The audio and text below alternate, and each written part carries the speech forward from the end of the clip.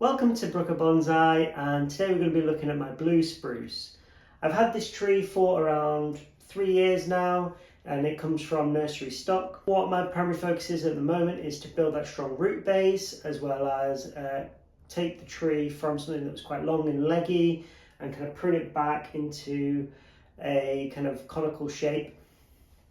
We're starting to see the benefits of this work with buds much closer to the branches, but there are still some really long leggy branches like you can see here at the bottom, and these are ones that I'm really struggling trying to get them to back bud and really push them back. The tree is apically dominant, so it wants to create nice buds at the top, and I'm really struggling to get that kind of buds appearing at the bottom.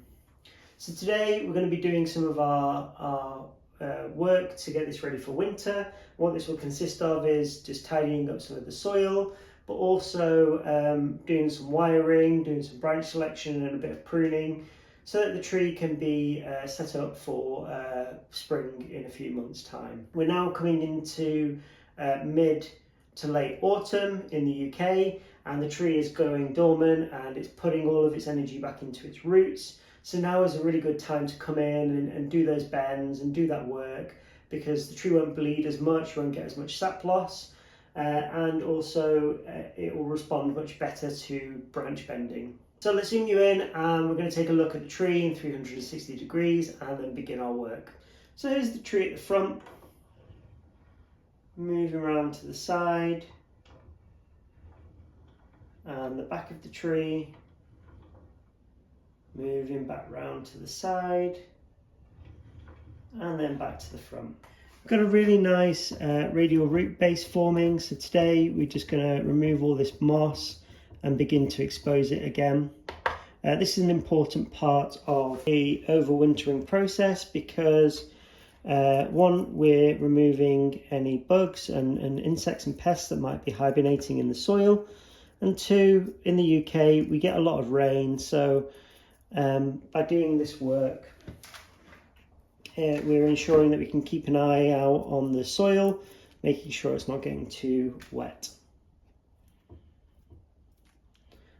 I will be repotting it this year as well into a ceramic growing pot, because I've found that whilst the black pot is fine, where it's located at the top of the garden, it does get quite hot on that bench. And this causes the pot to stay quite hot over summer, and it stresses out the tree. There's also, with it being plastic, it doesn't kind of suck the moisture out of the soil as a ceramic pot might. So by repotting it into a ceramic pot, hopefully it will allow the soil to dry out a bit quicker, which means that we can then come in and water and fertilise it more, getting a lot more oxygen into the roots, and this will really help with the tree's growth and development. So I'm going to continue to remove all the moss from the surface of the soil, and we'll come back once that's all done. It's quite a long, boring process, so I won't show you all of that.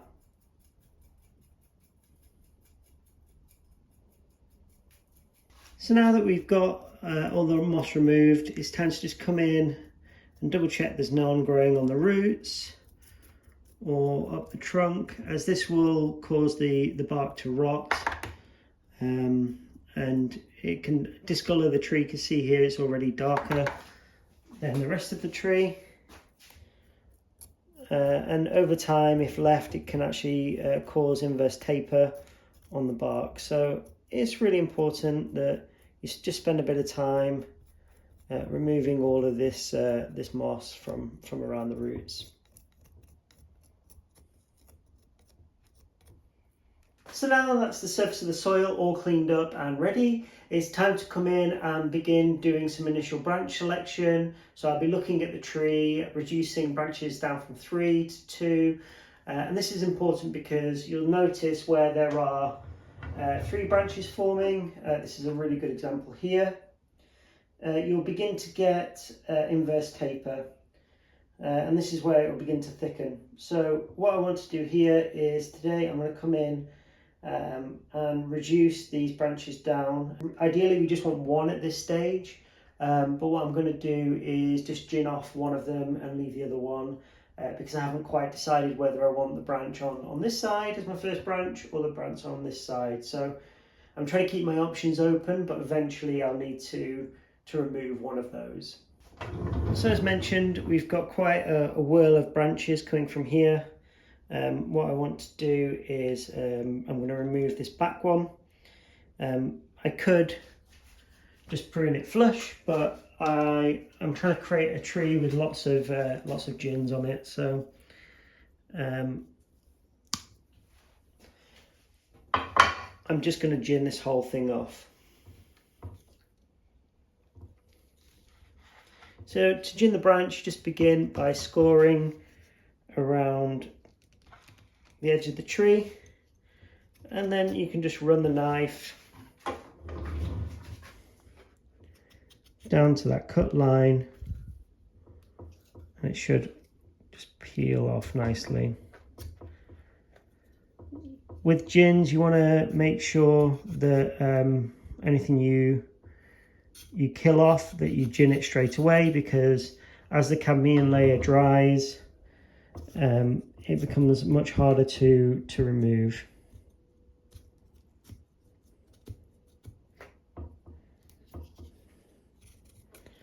So just continuing to work my way up the branch,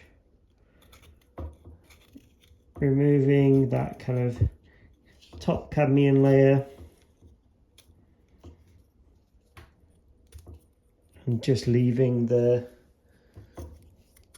inner wood. And with the tip, just gonna cut more off just so it doesn't look like it's been pruned, and that the branch potentially is snapped or broken.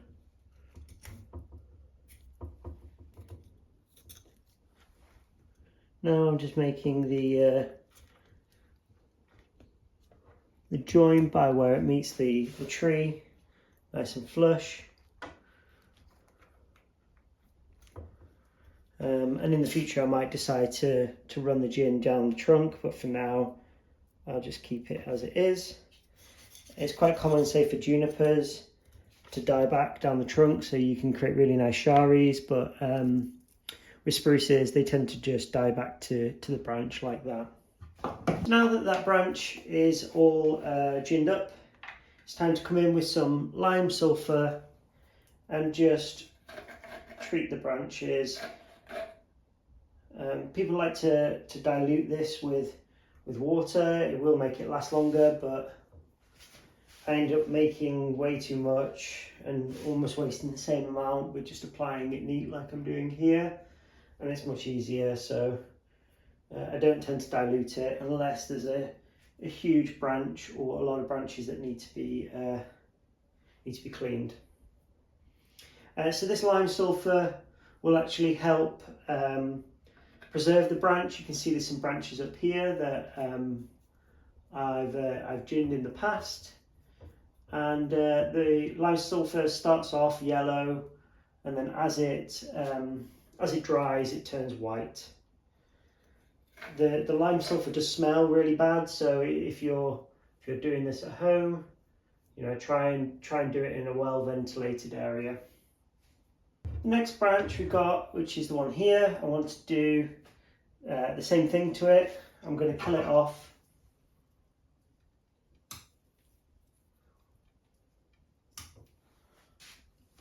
And then come in with the knife, bring that base,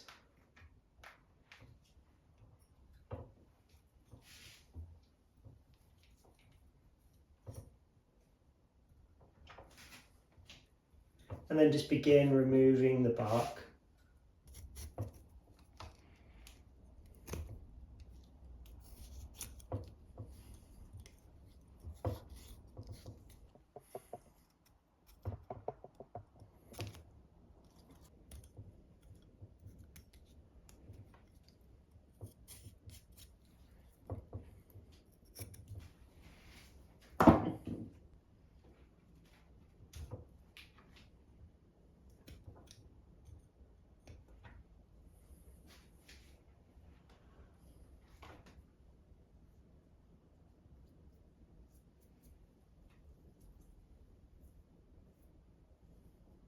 Moving up the tree, we've got another whorl starting to form here, so we might have to make some decisions soon about that.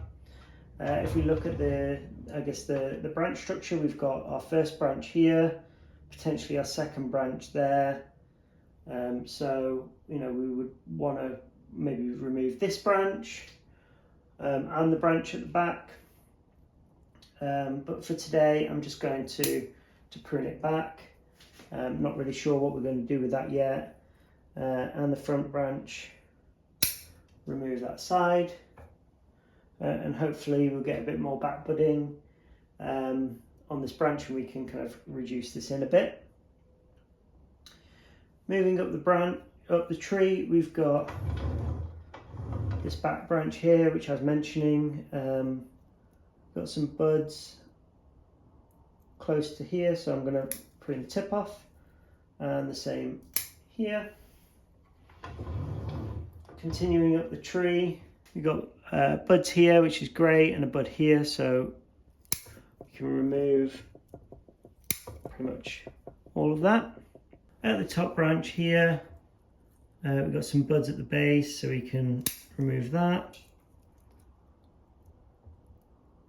Can't see any there, so we'll just leave that one for now. And here we've got some buds at the base, and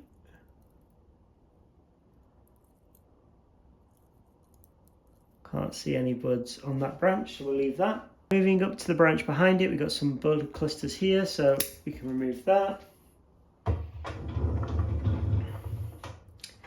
And we're now in the top canopy. We've got these buds forming here that are really strong, so we can cut that back, as well as remove this branch here. So that's the tree all pruned up. It's now time to come in and wire it. Probably not going to be wiring these top branches, as we're trying to keep that nice and compact. I'm trying to encourage back budding here, so this is where we're going to wire. We've got some buds here on the tree, but they're looking very weak, and I'm not confident that they'll survive. So I want to wire this branch round and hope some other buds begin to form closer to the branch structure here. You'll notice for this wiring, I've wired these two branches together opposite directions so that it allows me to anchor the wire.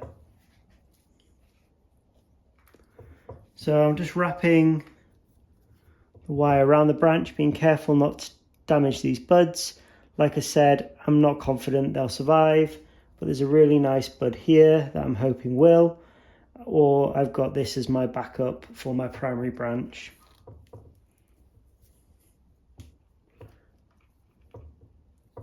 So just being really careful not to knock those buds off, and just wiring the branches.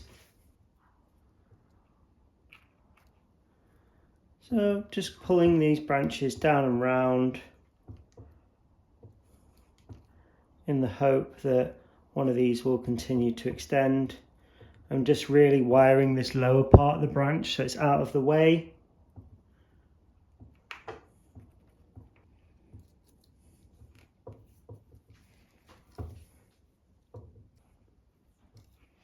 And this branch, just wiring it round.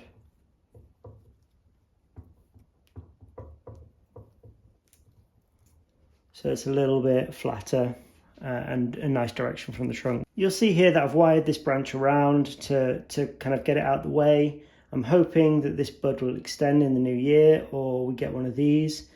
And failing that, we've got a nice branch that we can now use and extend that primary branch from there. So this year I'm going to let this one grow really long, and anything that develops on the tip of this, I'm going to prune it back and hope that we get a bit more back budding happening closer to the trunk.